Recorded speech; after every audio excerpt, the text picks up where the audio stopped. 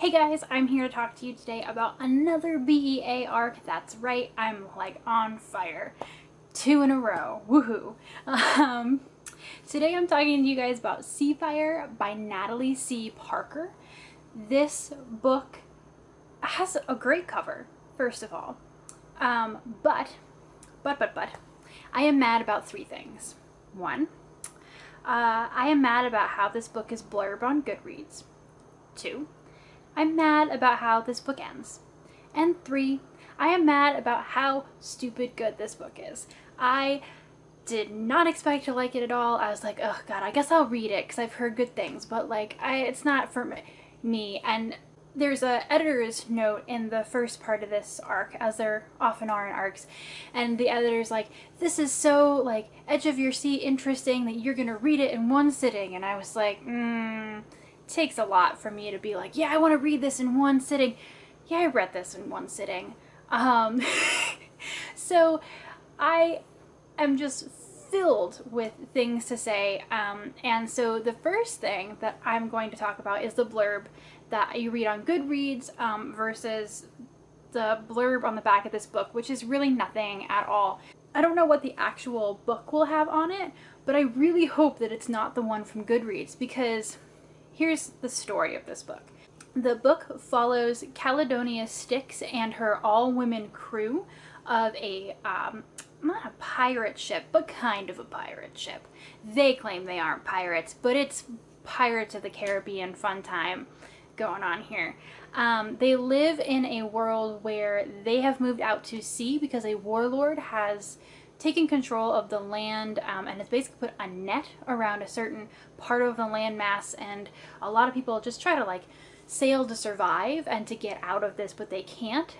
He conscripts people and drugs them to make them his servants, and Caledonia and her crew have all lost family, friends, to this big old warlord who's killed them for resisting his rule.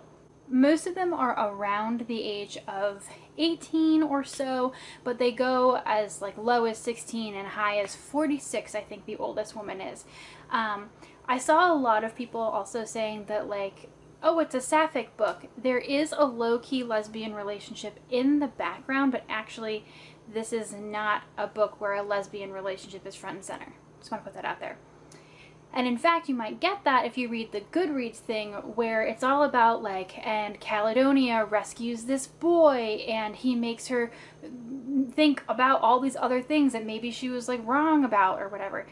No, this book has so little to do with the character of Oren, who's the guy basically that the whole Goodreads blurb is made up about, and it has so much to do with Caledonia, her best friend Pisces, their relationship, Caledonia dealing with the stress of having lost her parents so young and feeling guilty, and also having the stress of like trying to be a leader for this giant group of girls at the age of like 18, 17.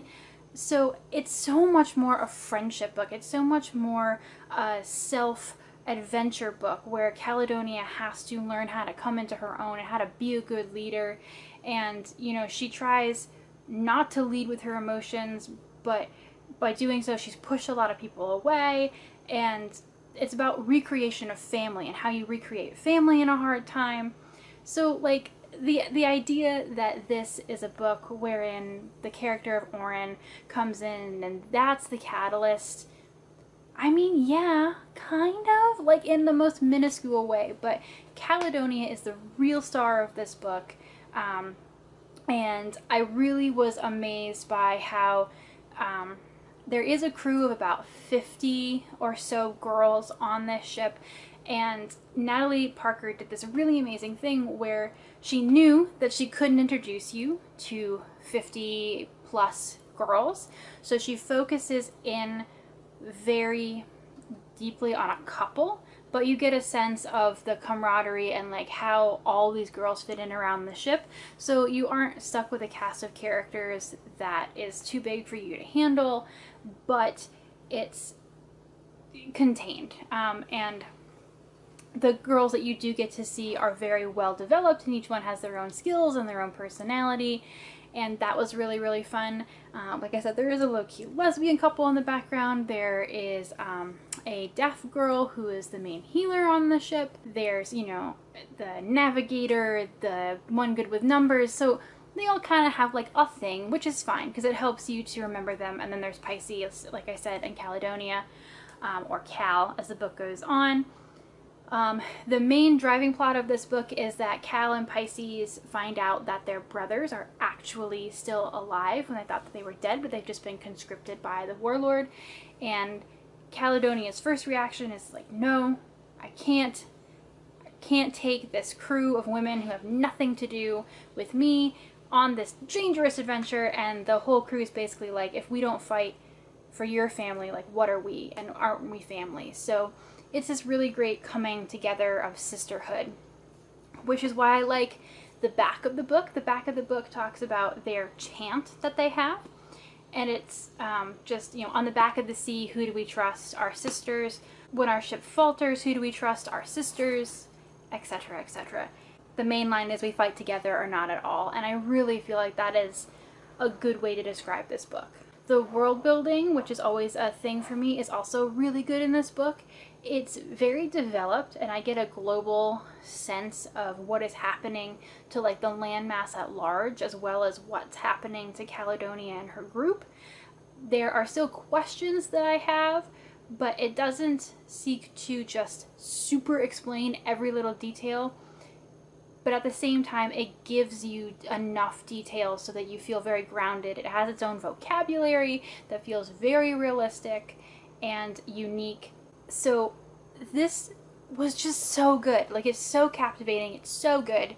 Like I said, I'm not going to spoil the ending. My only thing about the ending is that it leaves you in the middle of a scene I would like not to be left in the middle of, if that makes sense. I really prefer when books, especially like first in the series, like you can leave it at a big moment, but you can't leave it in the middle of a scene. Like, that just bugs me. I know some people find that exciting. I don't find it exciting. So, personal preference, maybe you're fine with that. But don't let that keep you from reading this book. This book will be out on August 28th. It is not an SOS title, I checked, so you may be able to find it in your bookstores earlier than that, but when you do get it, if you are looking for a lady pirate family adventure that only tangentially relates to a romance-ish kind of plotline, this is the book for you. I'm really, really happy that I read it, and I flew through it in one sitting. Give it about 4.5 stars. So that's one of the higher ratings from me like this entire year. So definitely go ahead and pick this one up. I really loved it a lot. Thanks, guys. Bye.